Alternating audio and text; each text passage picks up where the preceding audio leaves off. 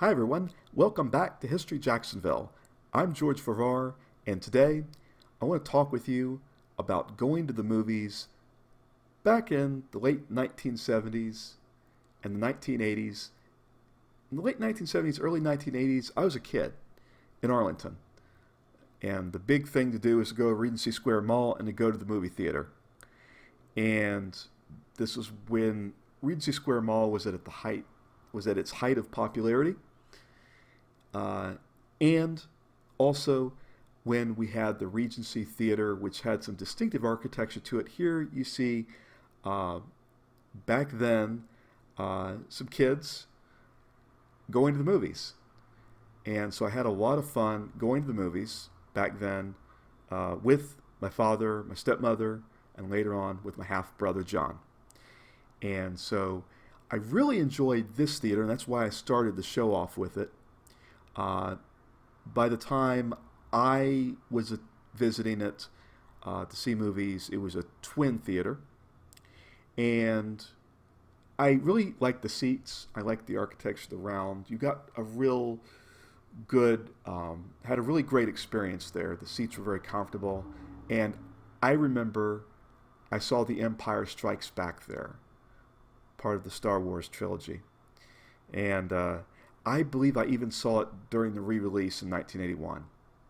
I think back, it was such an amazing movie, George Lucas, and it was just amazing. And even earlier than that, I can remember seeing a movie at the Arlington Theatre.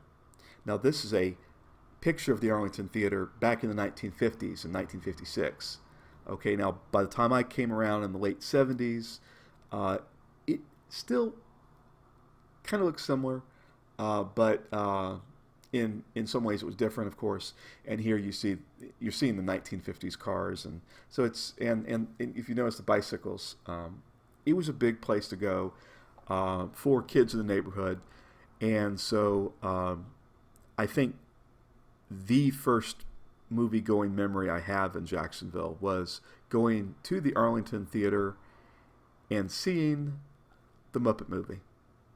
So I would have these cool times with my family, and it was an easygoing experience back then. Movie going was more of a casual thing. Like when you went, you didn't have to make an appointment using a major credit card and reserve your seat and the whole nine yards as it is today.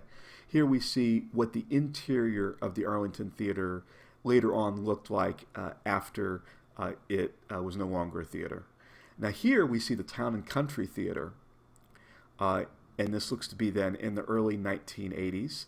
And if you look off in the distance, you'll actually see a sign indicating, advertising the Thunderbird Hotel, the restaurant and lounge. It was not that far away. This is right off the Arlington Expressway. And so this is another place that I went to. And so, the focus on this show really is the kinds of places that people went to see movies back then. Not everyone, it was somewhat limited in the pictures I can provide you because not everyone just takes a picture of the neighborhood theater. Now, this is another picture from the early 80s, the Royal Palm Theater. Now, I remember the Royal Palm because I remember as a youngster going there in the evening. When you went out to the beaches, it was its own experience because even today, it being so far out in driving distance from, where I was living at the time, it was a quite experience. And at night, this sign would light up. And so I wish I had a nighttime version of that picture to show you. Now, I also remember the West Side, of course. Now, even before I moved to the West Side, even when I lived later on in Mandarin, we would go across the Buckman, we would go to the Cedar Hills Theater, and this is what it looked like.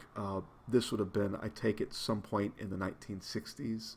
And another neat thing about the theater was at night, the sign, the Cedar Hills sign on the theater would be lit up at night and cast kind of an interesting glow. And I can remember, now this is an early 1980s picture, notice the billboard on the side for the radio station. Now, the interesting thing was I remember there being a Rock 105 radio station ad showing the Rock logo. That's when I was going. It was up along the center of the building, along the top there. I really liked the Cedar Hills Theater. It was a very comfortable place also to go to. And the interesting thing about it was not that far away from a videotape rental store called Movie Gallery. And there was a pizza place, and it's a real neat experience. So we would sometimes go. It was almost, I guess you could say, Cedar Hills in the 80s was like our entertainment mecca of sorts, because we could go get videotapes to throw in the VCR to watch, and so that we'd rent, and then of course have to take it back, which is its own interesting experience. That's classic 1980s, 1990s experience. But you could also go to a movie too, so you might get some videotapes and go to the movie. So we got to see a lot of movies as a kid, and here we see the interior, we see the snack bar, and again, I keep coming back to the fact that it seemed that things were just so much easier back in the day, more comfortable, a little bit more intimate. I would even say that I felt back then the movie-going experience was better.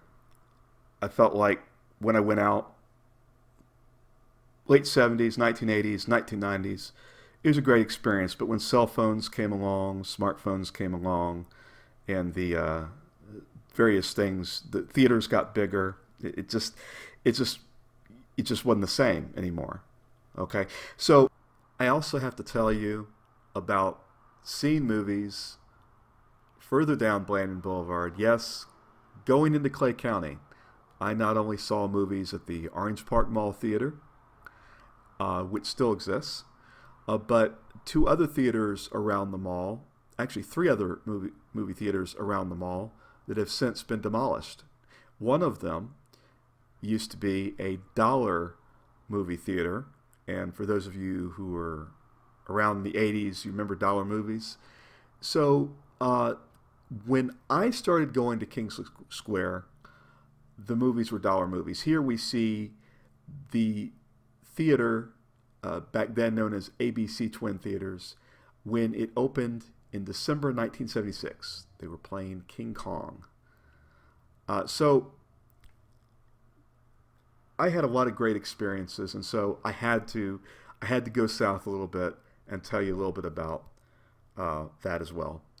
So I want to thank you for watching this episode of History Jacksonville. I hope it's brought back some memories for those of you who grew up, were growing up, and for those of you who came of age in the 1970s and 1980s. It was definitely a different time, and I hope that this show did cover that time with you, about a unique experience all of us have had just simply going to the movie theater. Thanks for watching. Take it easy. Stay tuned. In March, I will be talking about drive-in movie theaters in Jacksonville. Take it easy. See you later.